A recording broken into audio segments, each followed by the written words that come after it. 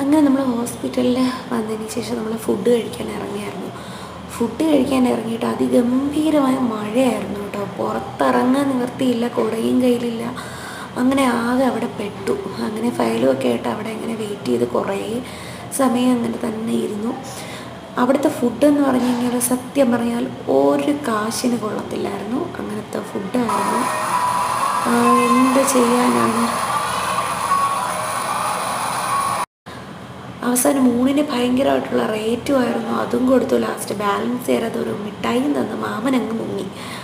അങ്ങനെ പാസ്സൊക്കെ കയ്യിൽ കിട്ടി. കുറേ സമയം ICUവിൻ്റെ ഫ്രണ്ടിൽ വെയിറ്റ് ചെയ്യുമായിരുന്നു. കുറേ ലേറ്റായിരുന്നു സർജറി കഴിയാനായിട്ട്. അപ്പോൾ കുറേ സമയം അവിടെ വെയിറ്റ് ചെയ്തു.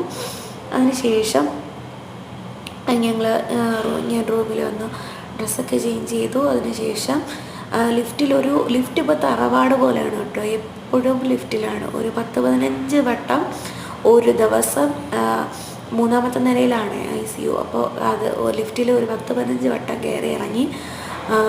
ഫുഡ് വയ്ക്കാൻ 4 തവണ പോകണം. അതിനുശേഷം അവർ വിളിക്കുമ്പോഴൊക്കെ പോകണം. അങ്ങനെ കയറി ഇറങ്ങി വല്ലാത്ത അവസ്ഥയിലായിട്ടുണ്ട് ഞാൻ. ആകെ ക്ഷീണിച്ച് ആകെ അലമ്പായിട്ടുണ്ട്.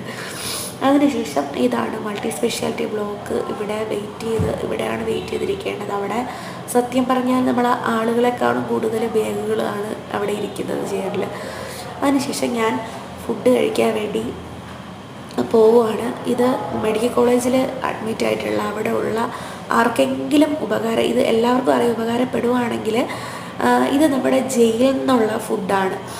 ഓക്കെ, നമ്മുടെ പൂജപ്പുര സെൻട്രൽ ജയിലിൽ നിന്നുള്ള ഫുഡാണ്. ഭയങ്കര റേറ്റ് കുറഞ്ഞ ഫുഡാണ്. ഇതാ കണ്ടോ, ഇതാണ് അവിടുത്തെ റേറ്റ് വന്നിട്ട്. ഇവിടെ നിന്ന് നല്ല റേറ്റ് കുറവിൽ നമുക്ക് ഫുഡ് കഴിക്കാൻ പറ്റും. അമ്മയും കുഞ്ഞിൻ്റെ ഓപ്പോസിറ്റാണ് കേട്ടോ. അത് കഴിഞ്ഞ് വാവ സുരേഷിനെയൊക്കെ കണ്ടായിരുന്നു കേട്ടോ. അവിടെ മൾട്ടി സ്പെഷ്യാലിറ്റി ബ്ലോക്കിൽ വന്നിട്ടുണ്ടായിരുന്നു.